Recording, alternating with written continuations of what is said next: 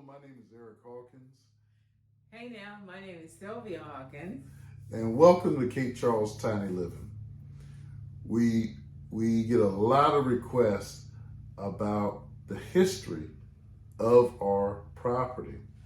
And this video is going to give you a little bit of that history. This location was built in 1939 by the Hogg family. And it was called then a auto court. This location had a restaurant, gas station, and at the time, 14 tiny houses. This auto court served for sports fishermen and sports hunters to enjoy what Cape Charles offered at that time with the fishing industry and crabbing and oystering and all the things that were going on at that time, which some of those things are still going on right now.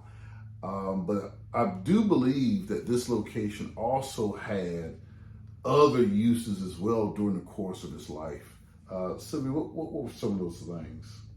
Migrant workers, insurance, salesmen. So salespeople. Salespeople. So travelers per se were utilizing this location as a early form of hotel, motel, for all intents and purposes. Mm-hmm.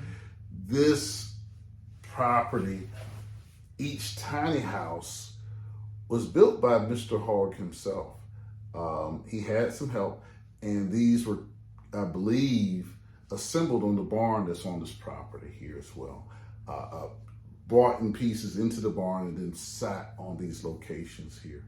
The original location had 14 tiny houses here at one point in time.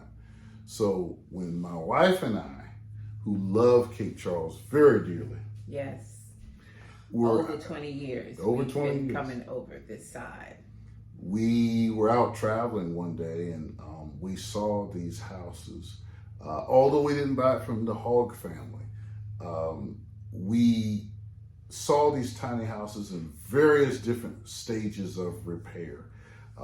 At this stage in the game, there's a 4-bedroom brick house on this property that was built in 1957. And from what we were told, this location has been closed or abandoned, so to speak, for the past 40 some odd years. Abandoned, yes. Abandoned. And I think for my wife and I, we were crazy enough to want to bring it back to life. Yes, they all called out to us, save us, bring us back to life.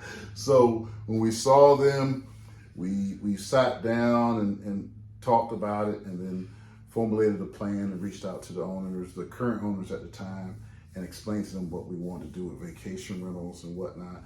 And they felt like, hey, you know, we would love to sell you the property and we would love to see your progress. We have been at this they now. Were very, very, very nice people. Yes, they are. Yes, they are. We've been at this now since April of last year. April of last year, so 2021. 2021. And each house has slowly but surely been brought back online. And it's been a labor of love. It's been a lot of hard work. Yes. A lot of hard work. Lots of hard work. Because you... Lots of fun. The hairstylist... Retired. gets to play with all her colors and experiment with all his decorations and whatnot. Creativity, yeah. All my creativity's got a chance to burst out. So you're real good on repurposing stuff. Yes. So a lot of the things you'll find in the houses are repurposed from something else. So a lot of our kitchen cabinets are dining room buffets. Yeah, the countertops are. The countertops are pieces of wood we found from different locations for our countertops. And the kitchenette set. So we also reused a lot of the original wood, but in other cases we did not. Some of the houses we had to put new floors in, laminate flooring and tile and whatnot to add it to give a more modern feel. Mm-hmm. But this location, we really love it. We really love it. We hope you do too.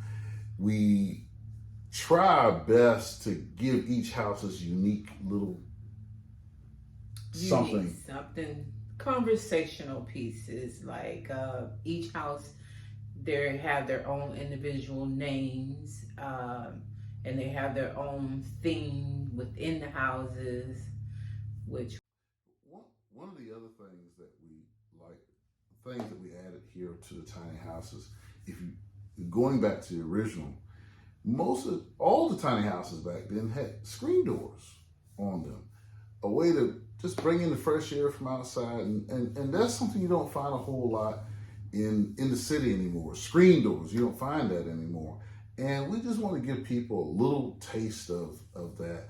And we added screen doors to every single one of the tiny houses to try to give a sense of community and being able to open your door, get some fresh air in, and so on and so forth. Our fire pit, wow, that thing is huge. I love it. I don't know what it was in its former life, but it is a great fire pit, or should I say cauldron.